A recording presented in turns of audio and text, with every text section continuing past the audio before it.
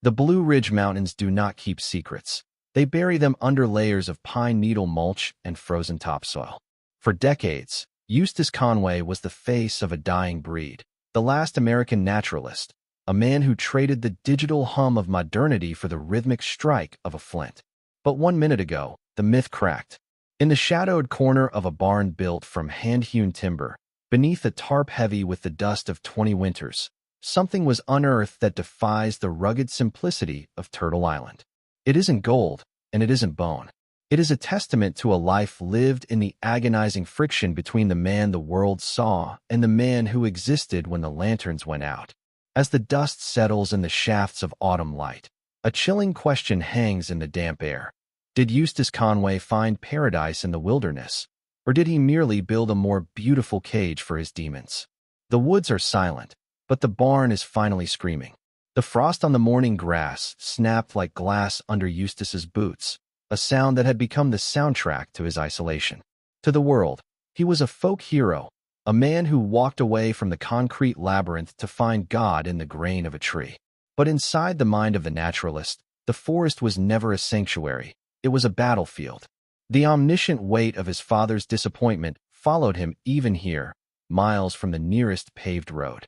Every log he notched, every furrow he plowed, was a frantic attempt to outrun a civilization that he claimed to despise, but secretly feared he couldn't survive. In the early days of Turtle Island, the struggle was purely physical. He lived in a teepee, his skin thickening against the bite of the Appalachian winter. He wanted to prove that man was not a slave to the machine, yet he became a slave to the labor. The camera crews who eventually arrived saw a pioneer. They didn't see the man staring into the fire at 3 a.m., wondering if he had traded his youth for a dream that was rotting from the inside out. He was building a kingdom of wood and stone, but the foundation was laid on a profound, unshakable loneliness. The barn stood as the center of this world, a cathedral of cedar and sweat. It was where he stored the tools of his defiance. But as he worked, he began to realize that the more he separated himself from humanity, the more he lost the ability to speak its language. He was becoming a relic while still drawing breath, a museum exhibit of a life that felt increasingly like a performance.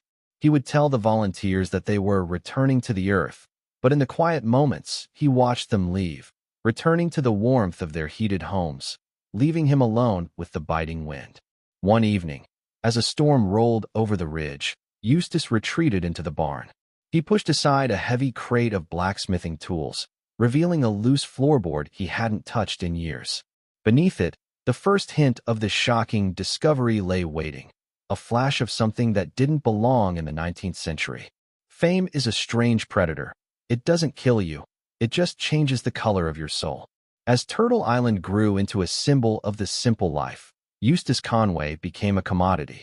He was the subject of books, the star of reality television, the man people looked to for an escape from their cubicle-bound lives. But the psychological cost of being a symbol is that you are no longer allowed to be a human. He had to be the mountain man at all times, unflinching, primitive, and pure. The pressure began to manifest in the shadows of the barn. While the public saw a man who needed nothing, the barn began to fill with the things he couldn't let go of.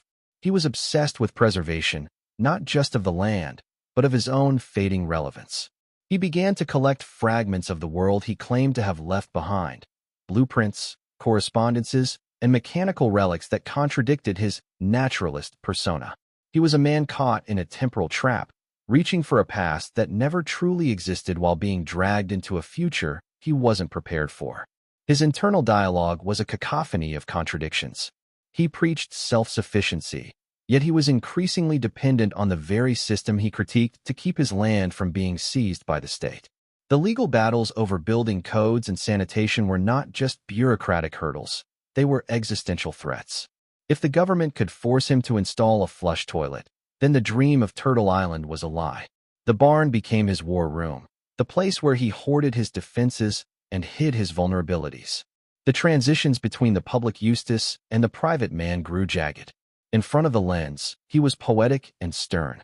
In the dark of the barn, he was a man weeping over a broken tractor part he couldn't afford to fix without the help of the outside.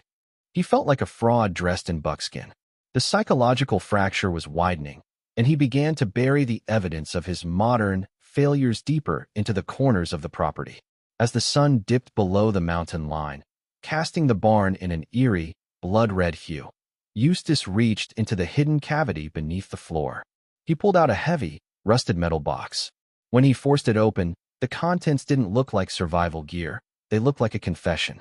The discovery in the barn, the one that sent shockwaves through the community of Turtle Island, was not a weapon or a hoard of wealth. It was a cache of high-end, sophisticated technology from a life he claimed to have abandoned before it began.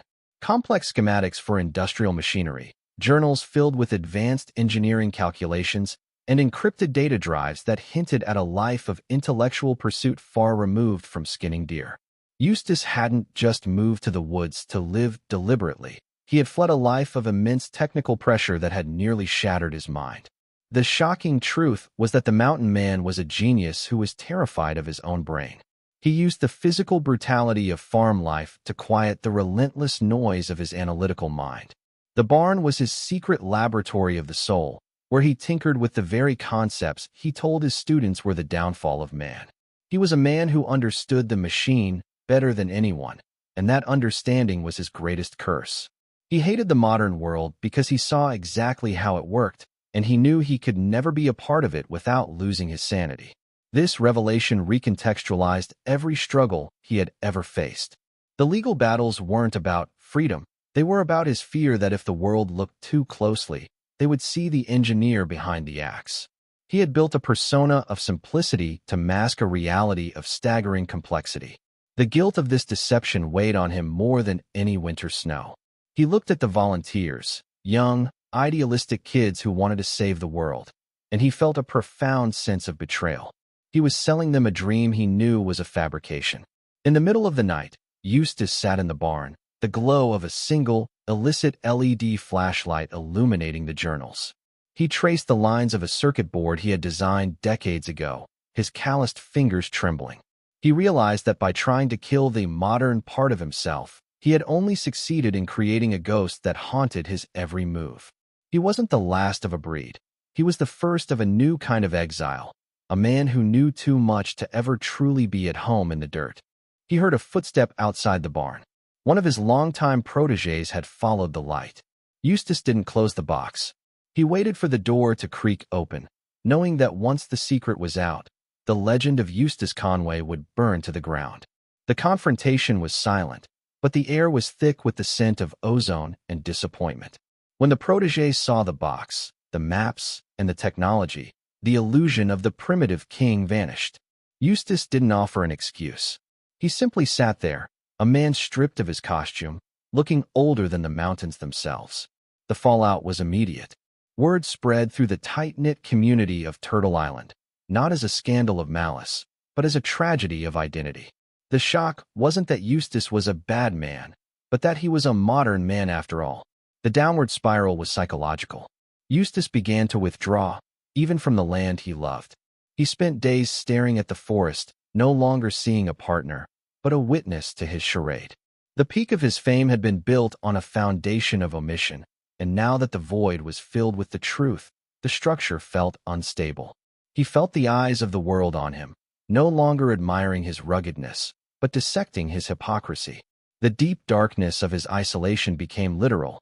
He stopped lighting the fires, sitting in the cold as a form of penance. But in this darkness, a strange thing happened. Without the weight of the mountain man myth, Eustace began to breathe. He started to use his engineering mind openly to solve the problems of the land. He stopped fighting the building inspectors and started working with them, using his hidden knowledge to create sustainable systems that were both primitive and advanced. The rebirth was painful, but it was honest. He was no longer a character in a book. He was a man living in the woods, trying his best. The legacy of Eustace Conway changed in that barn. It moved from being a story of getting away from it all to a story of bringing your whole self with you. He realized that you can't leave your mind in the city. It travels with you into the trees. He began to teach his students not just how to build a fire, but how to handle the internal fire of ambition and intellect in a world that wants to simplify everything. As the final chapter of his life begins to unfold, Eustace stands in the doorway of the barn. It is no longer a place of secrets, but a workshop of reality. He looks toward the horizon, where the lights of the city flicker in the distance. He doesn't turn away.